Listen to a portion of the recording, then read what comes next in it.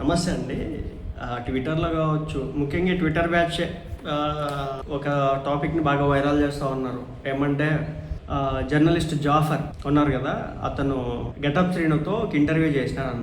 Maybe రీసెంట్‌గా రాబోతున్నటువంటి ఒక సినిమాకి సంబంధించి అనుకుంటా ఒక ఇంటర్వ్యూ. అది ప్రమోషనల్ ఇంటర్వ్యూ లాగా కనిపించింది నాకైతే ఆ చిన్న క్లిప్ చూసినప్పుడు. అయితే దాంట్లో విషయం ఏంటంటే గెటప్ శ్రీను ఏం చేస్తాడంటే కుర్చీని విసిరేస్తాడు. ఎందుకు విసిరేస్తాడంటే మేం కాపులం ఏంటి అని చెప్పేసి అడిగితే అది ఒక సినిమా పేరు. ఆ సినిమా పేరు అలా పెట్టుకోవడం మంచిది కదని చెప్పేసి జాఫర్ చెప్తా ఉంటాడు.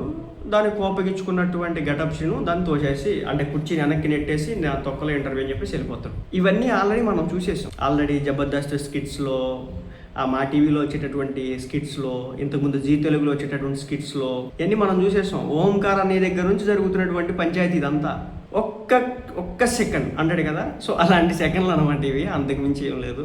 సోషల్ మీడియాలో మరి హుక్ కావాలి కదా, గట్టిగా పట్టుకోవాలి కదా, దాని గురించి చర్చించుకోవాలి కదా, మాట్లాడుకోవాలి కదా, అంతకుమించి ఏం లేదు. మేం కాపులు అనే ఒక సినిమాతో టైటిల్ పెట్టుకొని వస్తున్నామంటే జాఫర్ అంటున్నారు అది మంచిది కాదేమో అని. దానికి ఒక ఎగ్జాంపుల్ కూడా తెచ్చినాడు. రామ్ గోపాల్ వర్మ చేసినటువంటి కమ్మరాజ్యంలో కడపరెడ్డిలో ఏదో ఉంది కదా, దాన్ని తీసేసి అమ్మరాజ్యంలో కడపరెడ్లే పెట్టాడు మొత్తానికి, కడప బిడ్డలు అని చెప్పేసి. రెడ్లో కమ్మ అనే 2 క్యాస్ట్ ఈక్వేషన్స్ రాకుండా తర్వాత పేరు మార్చినాడు.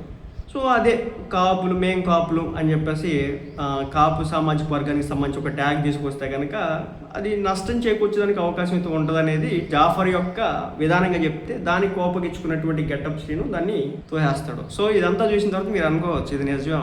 నాకైతే ఇదైతే నిజం కాదు. దీంట్లో గెటప్ శ్రీను ఉన్నాడు, నాగబాబు గారు ఉన్నారు, అందరూ ఉన్నారు. అది సంగతి. ఇది మనం అనుకున్నంత హడావిడి అయితే ఉండదు. జస్ట్ ప్రోమో కట్ కోసం చేసి ఉంటారు, జస్ట్ ఎంగేజ్మెంట్ కోసం, వ్యూవర్షిప్ రావడం కోసం, జనాలు చూడడం కోసం, అంతకుమించి హడావిడి ఏమి ఉండదు. నాకైతే అదే అనిపించింది చూసి.